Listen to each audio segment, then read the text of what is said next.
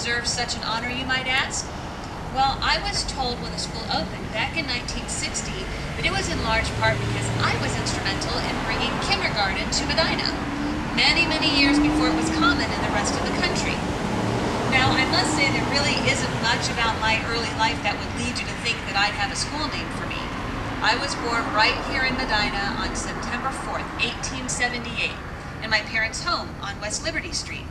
My family ran the bakery and the grocery in town. My brother and sister and I and our cousins all grew up and went to school here.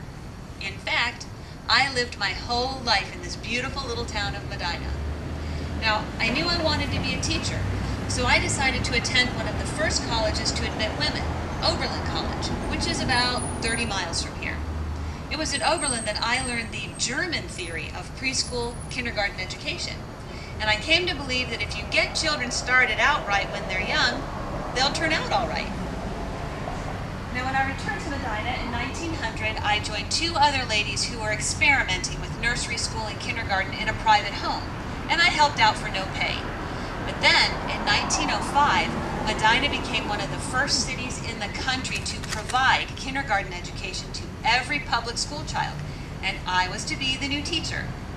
Kindergarten was to be held at the old Lincoln School, which was located where Garfield Elementary School now sits. And I was even to be paid $35 a month. My classroom was wonderful. It had polished wood floors and little red chairs. I would sing to the children and read them stories that we would act out. We even created our own classroom orchestras, and we danced and we worked on our manners.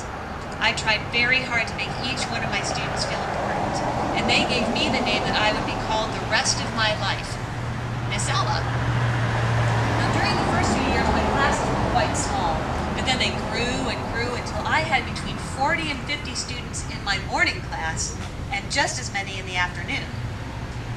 Then other teachers began coming to me for advice, which led to my becoming the principal of Lincoln School for 10 of my 45 years in education. Now, with the help of the school custodian, I stayed very organized. I had to, since I was still teaching my 100 kindergartners while being principal. But we ran that building like a team. Every morning before school started, I would ring my bell and signal the children that it was time to line up in their classes. Then the custodian would wind up the old Victrola, and John Philip Sousa marching music would blare across the yard. I would smile and clap as the children marched in. I even began marching with my kindergartners in the Medina Memorial Day Parade, which was a tradition that lasted for many, many years. I never married. I was in love with my work, and before I knew it, 45 wonderful years had gone by. In 1945, World War II was ending, and kindergarten had become an established principle. My health was not good, so I decided to retire at age 67. And it was a quiet retirement until 1959, when I received a phone call from that nice young school superintendent, Sidney Fenn. Mr. Fenn called to tell me that the new school they were opening was to be called the Canavan Elementary School. I was speechless. By then, I was 82 years old and somewhat thrilled that I made it to that dedication ceremony on October 9th, 1960. Now, I knew there would be a crowd, but I never expected 1,500 people to be there, hundreds of them being my former students. They helped me walk from room to room, and then I said a few words at the dedication ceremony. And then, one of my former students, Vernon Stouffer of Stouffer Foods and former owner of the Cleveland Indians, presented me with a surprise letter of congratulations from President Dwight D. Eisenhower. What a day! Then, a few years later, on May 4th, 1964, death came to me.